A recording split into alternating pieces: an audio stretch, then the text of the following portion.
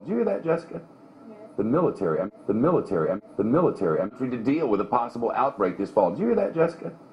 The military, I mean, they have some serious concerns about what's going to happen in the fall with this flu. Because we'll have two flus at once, obviously, regular old every year flu, and then this, pig flu. Then H1N1. Yeah, in case the government asks FEMA for help, the government will be ready there with the military, we're told. It's as health officials race to get vaccines ready.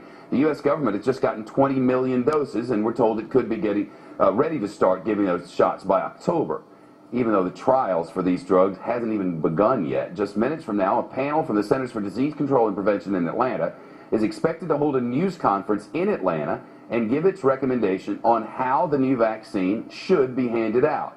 We'll keep an eye on that news conference, and we'll let you know exactly what happens and all the developments from it. Our Brian Wilson is covering this. Brian, the military getting involved, that seems kind of drastic. Well, I think it is dramatic, Shep. Fox News has confirmed that Northcom has a proposal sitting on the desk of Secretary of Defense Robert Gates that would authorize the military to back up FEMA should there be an H1N1 pandemic. The proposal comes from Northcom Commander Victor Renoir, who wants permission to set up 5 regional military teams who will respond if FEMA says it needs help. One assumes this might be necessary, Shep, if there were, for example, mass quarantines.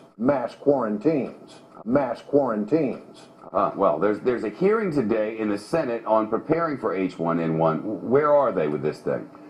Well, the H1N1 vaccine is not completely ready. They do have some test doses they want to start testing. Won't be ready for a while, but they do begin to spin a campaign in the fall.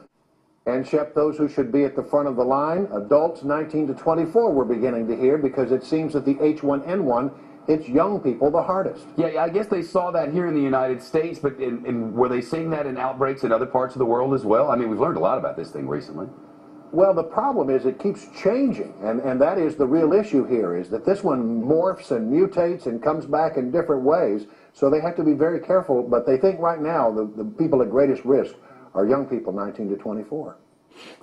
All right, Brian Wilson on Capitol Hill, and of course, reminder, we are tracking H1N1. Can we play that animation again? There we go.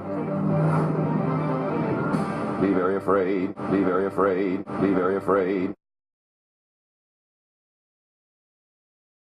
So I don't want to hear it from all these people that think the truthers are talking crap. Listen to them saying they're trying to get it ready for October when this thing hits, okay? And they're making light of it, like laughing. They're talking about mass quarantines. This is the biggest, really, mass quarantines, and you think we're all nuts. No, they're making a vaccine that you're going to have to take. They're doing hearings about getting the military involved through Northcom and FEMA to make you take the vaccines. Now, there is no conspiracy in that. That's the truth. They're doing that right now. They're having hearings. They're going to have a press conference. So stop calling truthers like paranoid, man. If you don't wake up and see what's going on, then you're dumb as shit. You're dumb as shit. It's on Fox News about the hearings. It's right in your face. It's right in mainstream. I just showed you that they're talking about quarantining and having 5 different military divisions through Northcom and FEMA. Just wake up. Wake up.